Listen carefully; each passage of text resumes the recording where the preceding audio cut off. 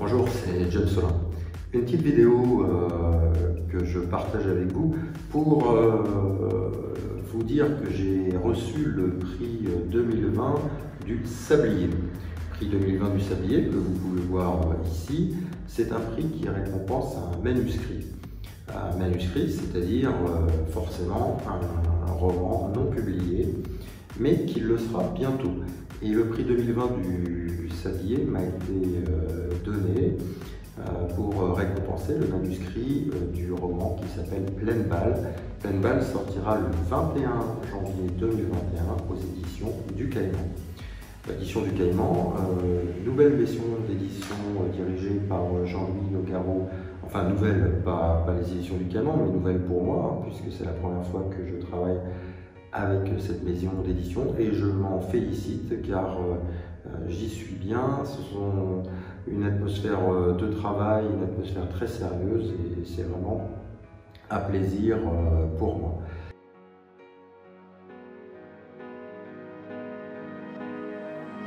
Et bien, je m'étais fixé un défi et le défi était le suivant, c'était de faire un roman qui se passe pendant toute une nuit. Et donc j'y suis arrivé. Puisque le roman commence une nuit de décembre, je dirais vers les 18h30, 19h, et il finit le lendemain vers les 7h, 7h30. Il n'y a pas un rayon de soleil dans ce Pleine Balle. Tout se passe la nuit et tout se passe en une nuit. C'était le défi que je m'étais posé, de même que pour mes 3 premiers romans.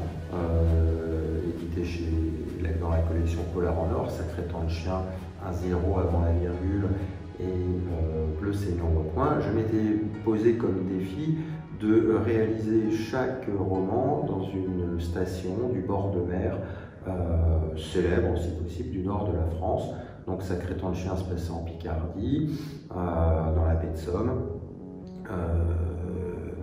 Un zéro avant la virgule à Deauville en Normandie et Bleu saignant au Touquet, donc dans Feu, la région du Nord, maintenant les Hauts-de-France. Et donc là, le défi pour Pleine Balle, c'était de faire un roman qui se passe en une nuit. Un roman qui est sombre, qui a du rythme. C'est un roman qui raconte, je dirais, l'obsession d'un commissaire de police, qui s'appelle Cameron. Son obsession, c'est d'arrêter un casseur qui s'appelle Leblond, surnommé Leblond, et qui est le prince des casseurs. On ne comprend pas trop pourquoi, depuis plus de 20 ans, Cameron veut arrêter Leblond, il n'arrête jamais. Et on va certainement le savoir au cours du livre.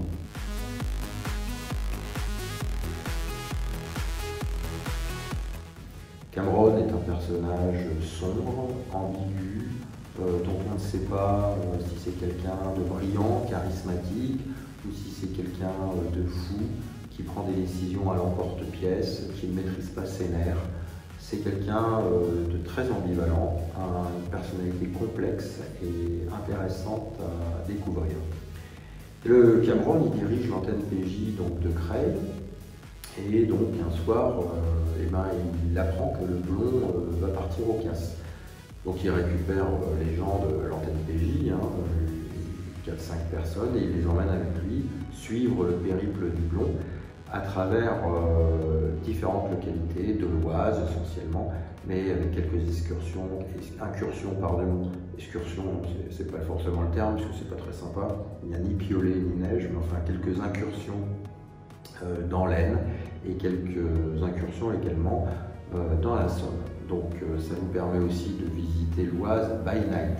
Je ne sais pas si c'est la destination la plus sexy, peut-être que vous auriez préféré Bora Bora, le Vanuatu ou Nouméa, mais en tout cas c'est la destination que Leblond a choisie pour faire ses casses. Et donc Cameron le suit derrière et il va de commerce en commerce, de banque en banque, dans l'espoir de l'arrêter. Forcément, ça ne se passe pas bien, parce que si elle l'arrête tout de suite dès la page 10, il n'y a plus de roman, et ce n'est pas l'objet.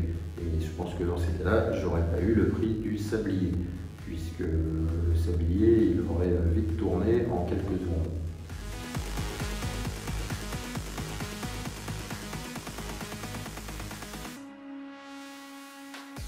Donc ce roman, il est disponible chez Caïman Édition à partir du 21 janvier 2021 et vous pouvez déjà le précommander. Je me réjouis et je remercie le jury pour cette remise du prix du Sablier. Et je me réjouis de voir mon livre édité chez Caïman et je me réjouis surtout qu'il vous fasse plaisir, que vous le trouviez bien. Et vous n'hésitez pas à m'envoyer vos retours, comme vous le faites d'habitude sur ma page Facebook. Voilà, écoutez, bonne fin de confinement, profitez-en pour lire, profitez-en pour faire travailler le cerveau, et je vous dis à bientôt.